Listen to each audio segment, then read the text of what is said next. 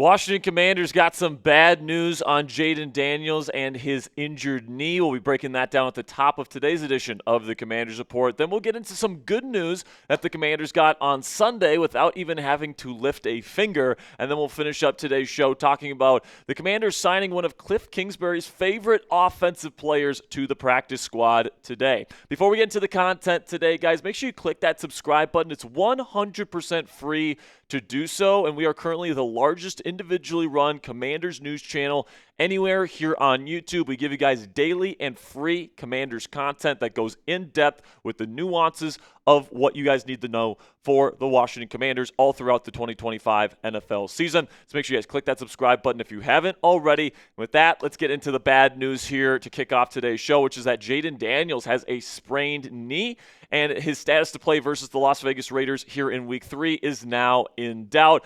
Ian Rapoport from NFL Network had the report just moments ago saying quarterback Jayden Daniels, who underwent an MRI following the loss to the Packers, was diagnosed with a sprained knee, per me and Mike Garafolo. Not a long-term injury, but Daniels' status this week versus the Raiders is in doubt. Now, listen, man, if he ends up missing a week or even 2 weeks, I'm actually okay with Marcus Mariota getting a start or two even. Like, he played very well last year, and in the short term, I do think that this offense is functional with Marcus Mariota operating it. And I think that Marcus is one of the best backup quarterbacks in the National Football League, and you play two pretty beatable opponents in the Las Vegas Raiders and the Atlanta Falcons over the next 2 weeks. Take a look at Marcus's stats last year. I mean, really good performer, man. 77.3% completion percentage. He had 121 yards per game. Now, that doesn't look like a great number, but remember, he came in around halftime in that season finale versus the Cowboys. So that's kind of like a game and a half. So really, that number's closer to like 180, maybe 200 yards per game in actuality. And he had 4 touchdowns to no interceptions. And then his passer rating was really good as well, over 130 as a backup in pretty much 2.5 games played during the 2024 season. So my issue is not with the short term, guys. Marcus, if he has to play, he's going to be just fine. But really, my biggest concern with this situation is kind of the big picture concern over the next few weeks or so when Jayden does get back. Because even when Jayden does come back, if he doesn't have his legs with him, if his ability to scramble, if his ability to avoid pressure, if his ability to run with the football is decreased or taken away altogether, that could mean some very bad things for this offense in the weeks to come. The reason why Jayden Daniels has been able to elevate this Commanders offense over the last 2 years is because of his ability to scramble out of the pocket and make things happen with his legs or with his arm when things aren't there within structure. And with this offense, guys, with a wide receiver core that at times struggles to separate versus man coverage, not a lot of stuff open on that Packer film last Thursday, man. So if that's going to continue to be a problem and Jayden can't use his legs to extend plays, make things happen, elevate this offense the way that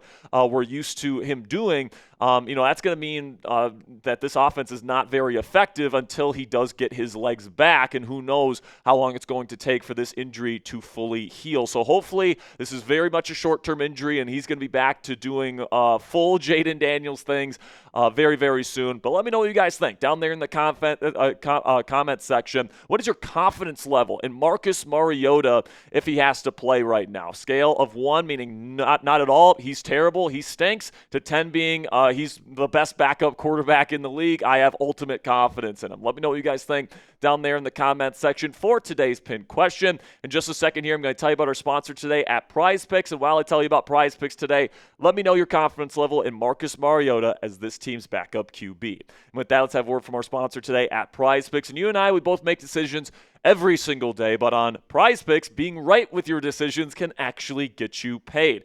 Don't miss any of the excitement this season on PrizePicks, where it's good to be right. Football season is finally here, and you better believe I'm going to be getting my PrizePicks lineups in all season long. PrizePicks is simple to play. Just pick more than or less than on 2 to 6 player stat projections. And if you get your picks right, you could cash in. PrizePicks also puts their users first, so all withdrawals are fast, safe, and secure. PrizePicks also offers Venmo, Apple Pay, MasterCard, and more for quick and easy deposits into your account this football season. And a new feature from PrizePicks that I absolutely love is injury reboots. If one of your players leaves the game in the first half and doesn't return, PrizePicks will not count that as a loss. So you guys can take a look at my PrizePicks projection for tonight's Monday Night Football action. I am taking the less on Bucky Irving rushing yards. I am taking the more on passing touchdowns for Texans quarterback C.J. Stroud. I am taking the more on Riley Dixon punts, and I am taking the less on Tommy Townsend punts. So that is my projection tonight, guys. You can get yours in on the PrizePicks app. Right now, it's free to download the app on your phone, so just download the app today. Use code CLNS to get $50 in lineups after you play your first $5 lineup. That's code CLNS to get $50 in lineups after you play your first $5 lineup on the PrizePicks app today. PrizePicks, it's good to be right.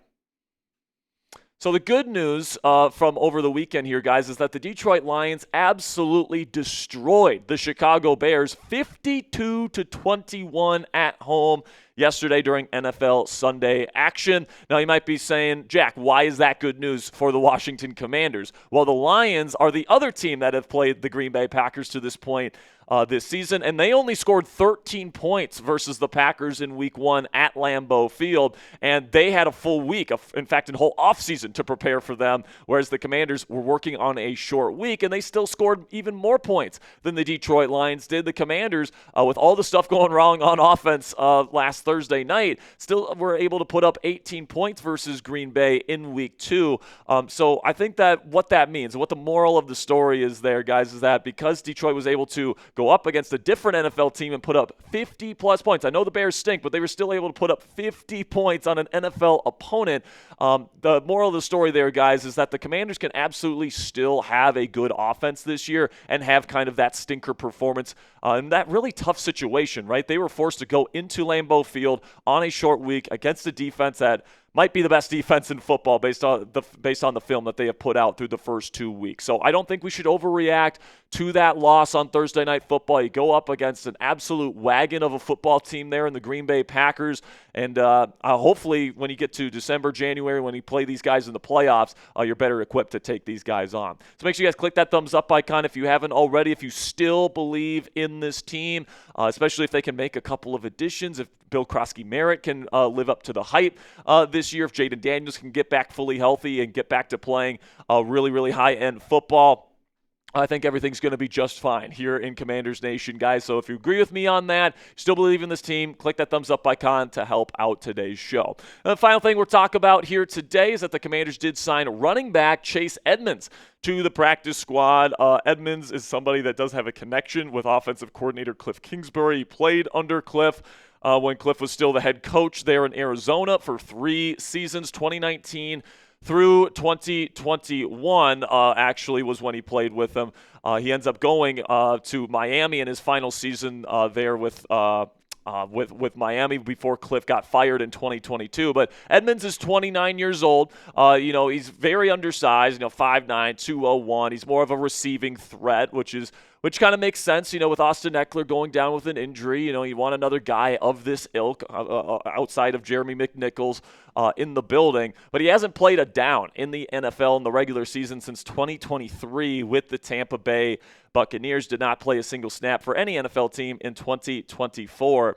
So this is certainly somebody that, in my opinion, is probably going to be somebody that gets stashed on the practice squad, at least for a little bit here, while the Commanders give Bill Krosky-Merritt and Jeremy McNichols the opportunities to be the number 1 and number 2 running backs here in Washington. And Edmonds is really here because if Jeremy McNichols goes down with an injury or if he just straight up sucks, they need somebody that's going to be a more proficient third down back. And I think Cliff probably went to Adam Peters, the GM, and said, or Adam went to Cliff and said, what guys do you think are still out there that, could be a decent receiving back as Jeremy McNichols' insurance? And he probably brought up Chase Edmonds. So that's probably how this all came to fruition. And hopefully, the first plan here, plan A, kind of goes according to plan, which is that Bill and Jeremy McNichols can be a legitimate running back duo here in Washington. It certainly helps when you have a rushing quarterback like Jayden Daniels Daniels when and if he can get back healthy this season. It's certainly not great that we're only heading into week 3 and we already have a Jayden Daniels injury, but hopefully he can get back fully healthy, get his legs fully back.